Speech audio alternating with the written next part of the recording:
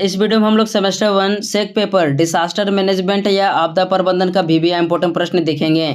तो यह प्रश्न एग्जाम की दृष्टि से बहुत इंपॉर्टेंट है। इस प्रश्न को आपको एक बार पढ़ लेना है।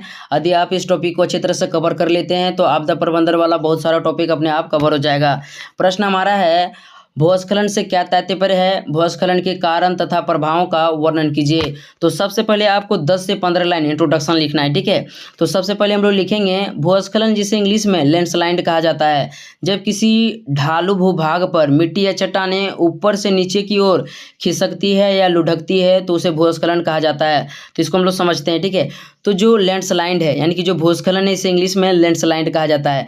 जब कोई पर्वतीय ढालू क्षेत्रों से जो मिट्टी या चट्टानें होती है नीचे खिसक जाती है तो इसे भूस्खलन कहा जाता है, ठीक है। आगे हम लोग देखते हैं।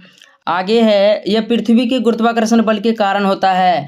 भूस्खलन या लैंडस्लाइड पृथ्वी पर तीसरी सर्वाधिक विनाशक प्राकृतिक आपदा है। भूस्खलन आपदा प्रबंधन पर प्रतिवर्ष लगभग 400 अरब डॉलर खर्च किया जाता है। तो इसको समझते हैं, ठीक है। तो दुनिया का सबसे बड़ा प्राकृतिक आपदा भूकंप को माना जाता है, यानी भूकंप के कारण प्रतिवर्ष लाखों लोगों की मृत्यु हो जाती है। दूसरे स्थान पर बिजली आता है, यानी जो आकाशीय बिजली होती है, बिजली कड़कने के कारण बहुत सारे लोगों की मृत्यु होती रहती है, ठीक है।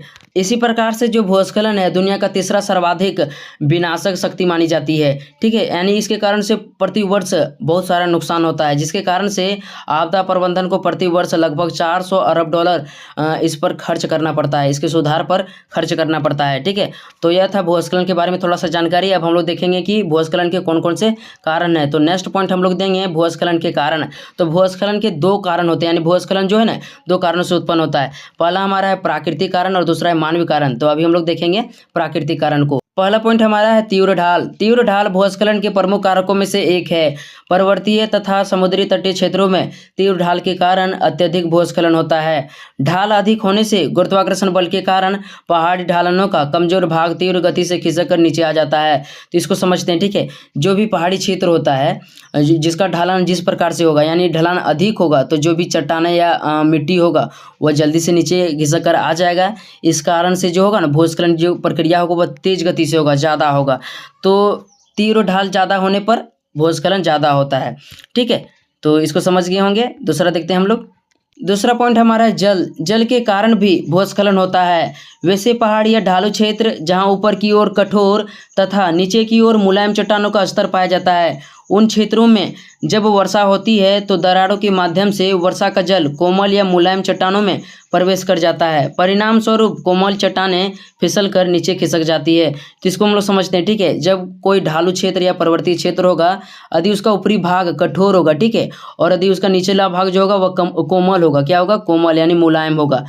तो जब कभी भी वर्षा होगी तो जो वर्षा का पानी होगा वह मुलायम चट्टानों के अंदर किसी प्रकार से चल जाएगा दरारों के माध्यम से। तो मुलायम चट्टानों क्या होगा? पिघल कर नीचे खिसक जाएगा, जिसके कारण से जो ऊपरी वाला चट्टान कठोर होने पर भी क्या होगा? नीचे लुढ़क कर आ जाएगा। तो इसके कारण से भी भूस्खलन होता है, ठीक है, जल के कारण भी। तीसरा पॉइंट हम लोग देंगे गुरुत्वाकर्षण बल। गुरुत्वाकर्षण बल को भूस्खलन के सबसे बड़े कारकों में से एक माना जाता है। खड़ी और बड़ी चट्टानें भी गुरुत्वाकर्षण बल के कारण खिसक जाती है। इस प्रकार की घटनाएं पहाड़ी क्षेत्रों में अधिक होती है। तो इसको समझते हैं, ठीक है। जो गुरुत्वाकर्षण बल होता है, पृथ्वी का जो गुरुत्वाकर्षण बल होता है वह किसी भी चीज़ को अपनी ओर खींचता है। तो जब कोई भी जो पहाड़ी क्षेत्र होता है वहाँ पर जो ढलान होता है, ठीक है, या जो भी मिट्टी या चट्टानें होती है, कितना भी कठोर हो जाए, गुरुत्वाकर्षण बल के कारण क्या होती है? वो लुढ़कने लगती है और नीचे आ जाती है। तो गुरुत्वाकर्षण बल के कारण भी भूस्खलन की घटना होती है, ठीक है। नेक्स्ट पॉइंट हम लोग देखेंगे। अगला पॉइंट हमारा है भूकंप। पृथ्वी के अंदर विवर्तनीय घटनाएं घटित होती रहती है, अतः जब भी पहाड़ी क्षेत्रों में भूकंप आता है तो बहुत बड़े भूभाग तक भूस्खलन होता है। तो जब कभी भी जो पहाड़ी क्षेत्र या ढालू वाला भाग होता है, ठीक है, वहाँ यदि भूकंप आ जाता है तो भूकंप आने के कारण पहाड़ों के जो मिट्टी या चट्टानें होती है नीचे खिसक कर आ जाती है। तो चट्टानों या मिट्टियों का नीचे खिसक कर लुढ़कना या खिसकना ही भूस्खलन कहलाता है, ठीक है। तो भूकंप के कारण भी भूस्खलन होता है, ठीक है। नेक्स्ट पॉइंट देखते हैं हम लोग। पांचवा कारण हम लोग देंगे नदी अपरदन। जब मानसून के समय में अत्यधिक वृष्टिपात अर्थात अत्यधिक वर्षा होती है तो नदियों में भारी मात्रा में जल भर जाता है, जिससे नदियां अपने तटों के दोनों ओर अपरदन करने लगती है। अतः जब नदियां पहाड़ी क्षेत्रों में मिट्टियों या चट्टानों का अपरदन करती है तो वहाँ भूस्खलन की घटना होती है। तो इसको हम लोग समझते हैं। तो जो नदियाँ होती है, ठीक है, इसमें बरसात के दिनों में अधिक से अधिक पानी भर जाता है। पानी अधिक होने के कारण ये अपने तटों के दोनों ओर मिट्टियों या चट्टानों को काटने लगती है। तो जब कभी भी नदियाँ जो होती है, ठीक है, पहाड़ी क्षेत्रों से होकर गुजरती है तो वहाँ के चट्टानों और मिट्टियों का अपरदन करने के कारण जो पहाड़ी क्षेत्र होता है उसका जो मिट्टी या जो चट्टानें होती है, ठीक है, नीचे लुढ़कने लगती है, जिसके कारण से भूस्खलन आ जाता है। तो इसको समझ गए होंगे, नदी अपरदन के कारण भूस्खलन होता है। नेक्स्ट पॉइंट हम लोग देखते हैं। अगला पॉइंट हम लोग देंगे मानवीय कारण। तो अभी तक हम लोगों ने प्राकृतिक कारण देखा, अब हम लोग देखेंगे कि वे कौन से मानवीय कारण है जिसके कारण से भूस्खलन की घटना होती है। पहला हमारा है वनों की कटाई। वन भूमि को बांधे रखने का काम करती है, परंतु मनुष्य अपनी सुख सुविधाओं के लिए प्रत्यक्ष और अप्रत्यक्ष रूप से वनों की कटाई करते हैं।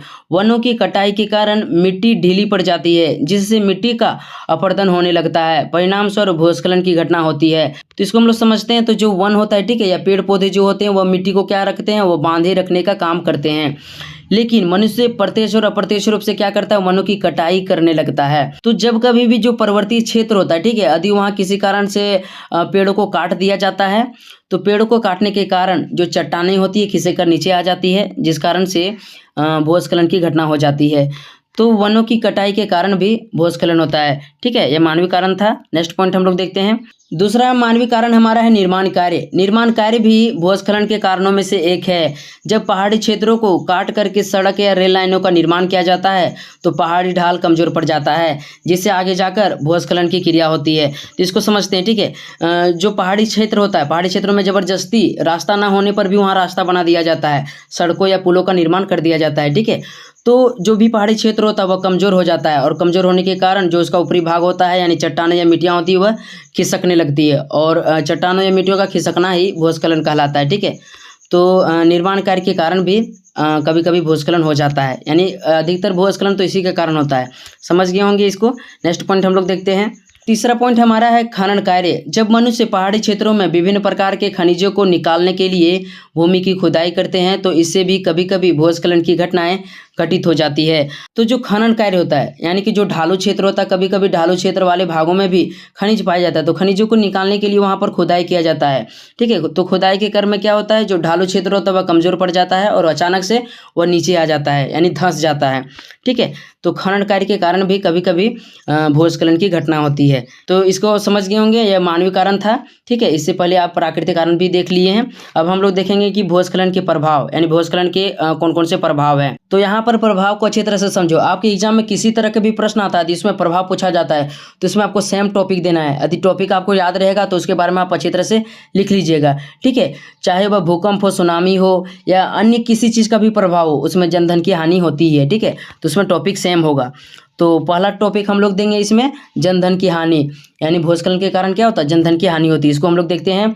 जब पर्वतीय क्षेत्रों में भूस्खलन की घटना होती है वहाँ निवासित व्यक्ति मलबे में दब जाते हैं, जिससे या तो उनकी मृत्यु हो जाती है या फिर वे घायल हो जाते हैं। ऐसा तब होता है जब भूस्खलन संभावित क्षेत्रों में पहले से भूस्खलन की जानकारी नहीं होती है।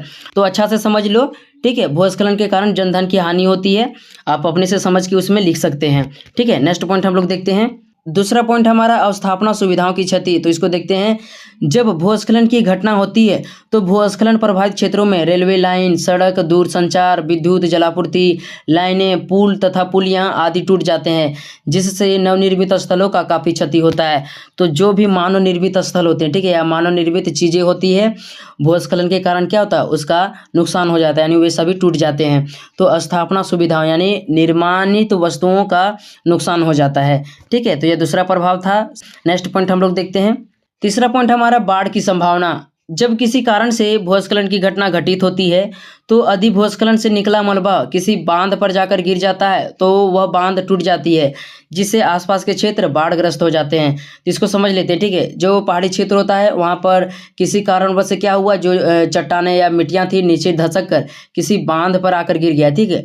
तो बांध क्या होगा, बांध टूट जाएगा। बांध टूटने के कारण आसपास के जो क्षेत्र होंगे बाढ़ग्रस्त हो जाएंगे, तो भूस्खलन के कारण बाढ़ की संभावना बढ़ जाती है, ठीक है।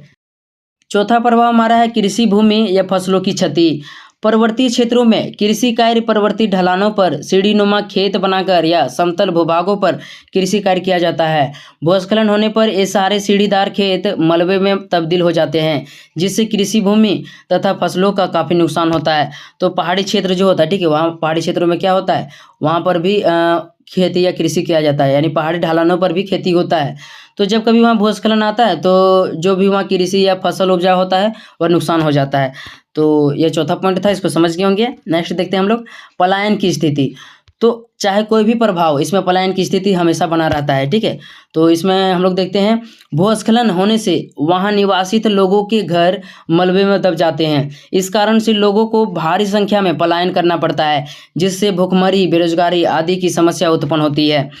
तो चाहे वह कोई भी प्राकृतिक आपदा हो, जैसे भूकंप, सुनामी हो गया, उसमें सभी में पलायन की स्थिति होता है, ठीक है। तो भूस्खलन के कारण भी पलायन की स्थिति होता है। तो ये हमारा भूस्खलन का आखिरी प्रभाव था। आशा करते हैं आप भूस्खलन के कारण में प्रभावों का चित्र से समझ गए होंगे। चैनल में तो चैनल को सब्सक्राइब कर लीजिए। मिलते हैं नेक्स्ट वीडियो में, तब तक के लिए धन्यवाद।